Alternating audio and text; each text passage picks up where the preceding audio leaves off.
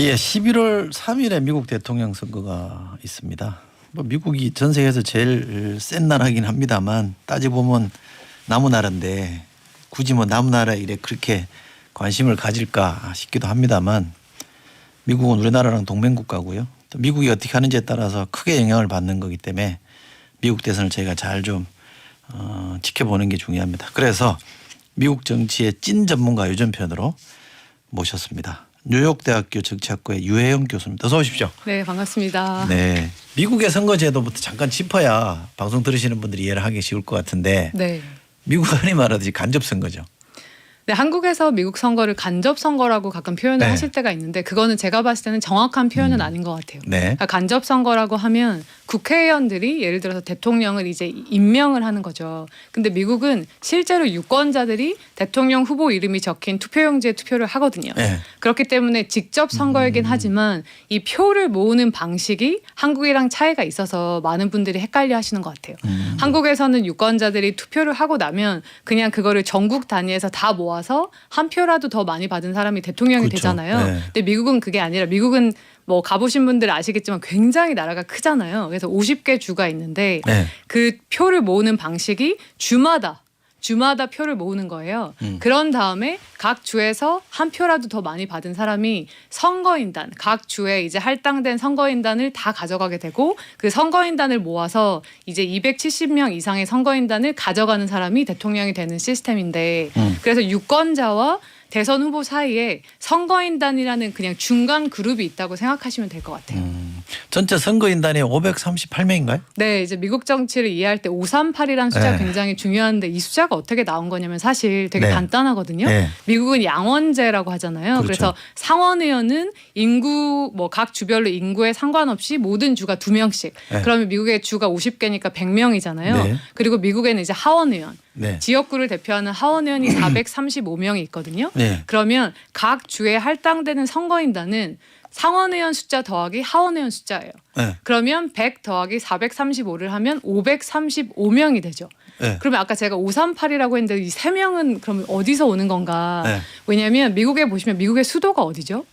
워싱턴 DC. 그렇죠. 워싱턴 DC는 어느 주에 속해 있을까요?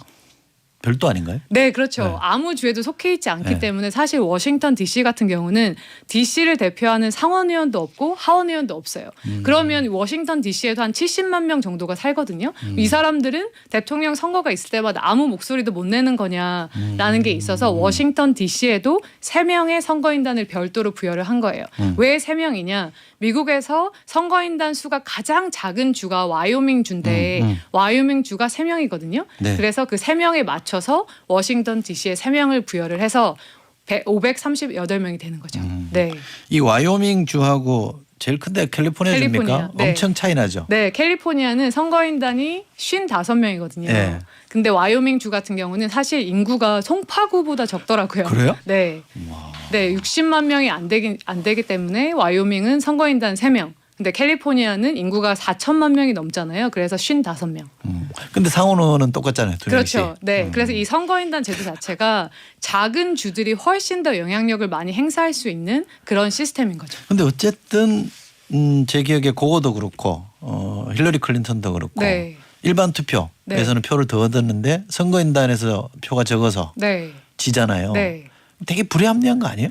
근데 미국 역사상 네. 전체 득표에서는 이겼지만 대통령이 안 된 경우가 5번 있었거든요. 네. 근데 이제 최근에 2000년에 한 번, 2016년에 있었는데 네. 그럼 왜 과거에는 민주당이 이걸 바꾸려고 하지 않았냐? 자기들에게 불리한데. 네. 근데 최근에야 이게 선거인단 제도가 민주당에 불리하게 이제 작동이 됐지만 과거에는 민주당도 공화당도 선거인단 제도가 가끔 자기에게 유리할 때도 있고 불리할 때도 있어서 이걸 개혁하려고 뭐 열심히 노력을 하지 않았고 네. 이 선거인단 제도가 헌법에 이제 적혀있기 때문에 미국에서 헌법을 바꾸는 건 굉장히 어려운 일이거든요.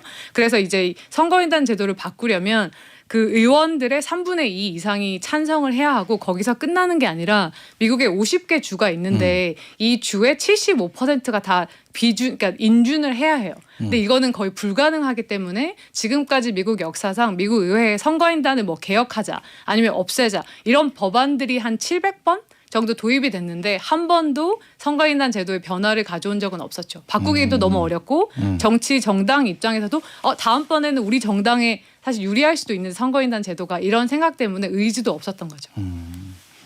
그러니까 제도가 그렇게 썩 그 훌륭한 것 같지는 않은데 어쨌든 존중해서 유지하는 것도 우리는 너무 제도를 바꾸자는데 쉽게 해법을 찾거든요. 네, 그렇죠. 근데 미국이란 나라는 기본적으로 건국의 아버지들이 미국을 만들 때 제도를 굉장히 촘촘하게 만들어 서로를 견제하게 그래서 뭔가 큰 변화를 가져오기 굉장히 어려운 나라고 선거인단 제도가 오늘날 입장에서 보면 굉장히 불합리해 보이지만 처음에 미국이 만들어질 때 왜 이 제도가 생겼는지를 보면 이해가 안 되는 것도 아니거든요. 왜냐하면 처음에 이제 그 대통령을 어떻게 뽑을 것인가를 이 건국의 아버지들이 모여서 논의를 할 때 참고할 만한 나라가 없는 거예요.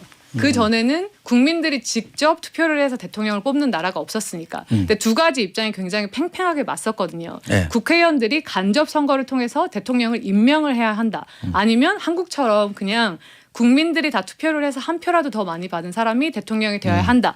이 두 입장이 팽팽하게 맞서다 보니까 이 절충안으로서 국민들이 투표를 하되 만약에 뭐 중우정치라고 하죠. 어떤 정치에 대한 지식이 많이 없는 사람들이 그냥 어떤 의견에 휩쓸려서 굉장히 우매한 사람을 대통령으로 뽑는 경우에 선거인단이라는 사람들이 한 번 더 그 과정을 거치면서 이러한 뭐 잘못된 선택을 좀 방어해 줄 수 있지 않을까라고 해서 이런 제도를 만든 거거든요. 그래서 그렇게 역사적인 어떤 기원을 생각해 보면 아예 말이 안 되는 건 아니지만 사회가 이제 250년 동안 굉장히 많이 바뀌었기 때문에 오늘날 입장에서 보면 아니 저런 제도를 왜 아직까지 복잡하게 유지하고 있지? 이런 비판이 나올 수 있는 거죠. 근데 선거제도 바꾸자는 캠페인이나 운동 같은 건 있죠. 근데 잘 안 먹히죠. 네, 이번에 사실 2020년 민주당 대선 후보로 나온 뭐 엘리자베스 워런, 핏 부티저지 이런 후보들 같은 경우는 선거인단 제도를 아주 없애자 이런 주장을 했죠.